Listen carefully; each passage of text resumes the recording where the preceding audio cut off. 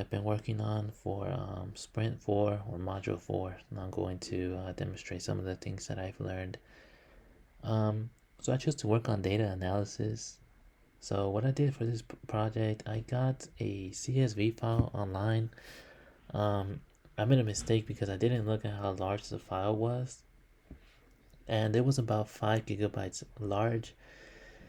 It was a lot of data. I was not able to push that to GitHub, so I didn't realize that until later. That was my mistake. So I found a way to shrink it down. I think I got rid of about 10,000 rows of data, or I think, yeah. So I had to shrink it down to below 100 megabytes, and then I was able to push it to GitHub. So at least it shows that it's in my repository. And to filter all this information, I used the pandas library.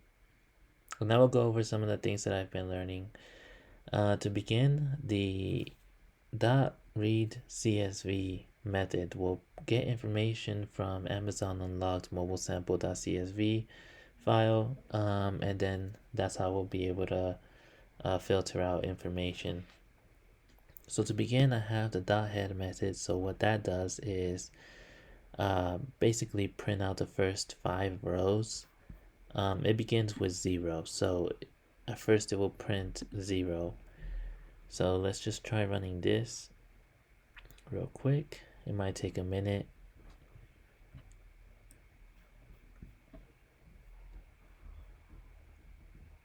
Okay, so as you can see right there, it gives us the first 5 rows of the file, and it gives us everything, like the product name, brand name, price, rating, reviews, and review votes.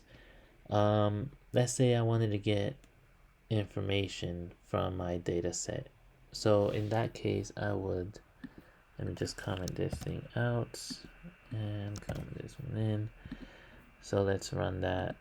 So I will run the .info method to get basically what would be a quick summary of my data set. So it's kind of like getting a report card, kind of. So it just shows us everything that's that we have.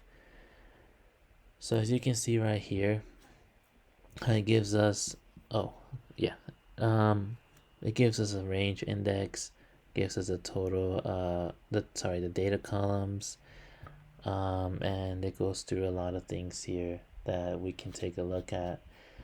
There are some things to note, like for example, the non-node count basically means how many values are not missing in each column. The D type means the data type of each column, like object, float 64 or int 64. The memory usage is how much RAM the data frame is taking up. So overall, it will show us kind of like a quick summary of what's going on with our file. And then there are some, if you want to get really specific with what you are looking for, then you can try some other methods, which I will get into right now. First, let me comment that out. Cool, and then let me comment this one in. So let's say we wanted to get the highest rated phones with at least 10 reviews.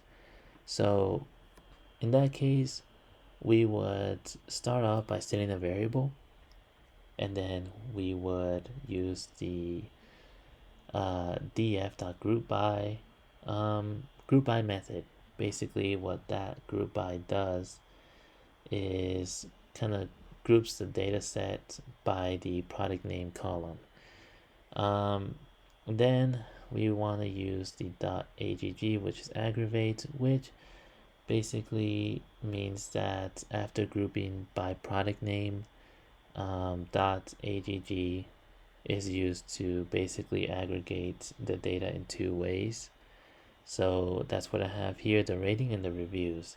So for the rating, that means it will calculate the mean average rating for each product. And for the reviews, it means that It will basically count the number of reviews. So that's what I have for that part. Then we also have the .query method, which what that does is it filters the results to only include the phones that have 10 or more reviews. That's what we have, the greater than or equal to 10.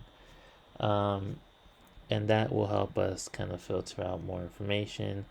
We also have the .sort values method, which would sort the data by the average rating in a descending order.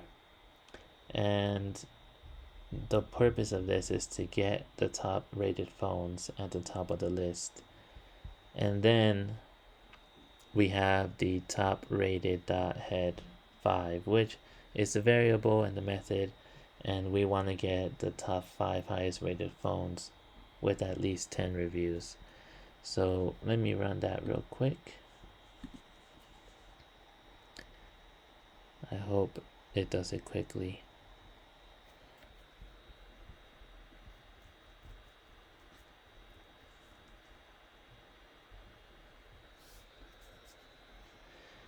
Okay, as you can see, it says the top 5 highest rated phones with 10 plus reviews, and we have the results here. So anything greater than 10 and the highest rated reviews are displayed here on the screen. So I learned a lot, with this assignment. I learned how to filter information better, and it has been a while since I have worked with databases. So it was a very good learning experience for me. I also want to do something real quick. I want to demonstrate something else. So what I'm going to do is I want to get basically the ratings, and I want to get a certain amount of ratings to display here. So I'm going to run a print. Oh man, this is slowing down. Okay, it's not reacting that fast. Okay. So we want to get the rating here.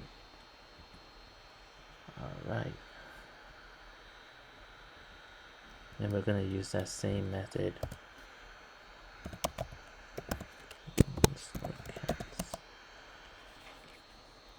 Okay. Oops. There it is.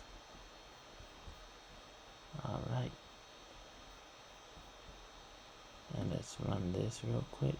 Unique rating in the rating column. So that's why we have the DF and the brackets saying the rating, because this is selecting the rating column from the data frame.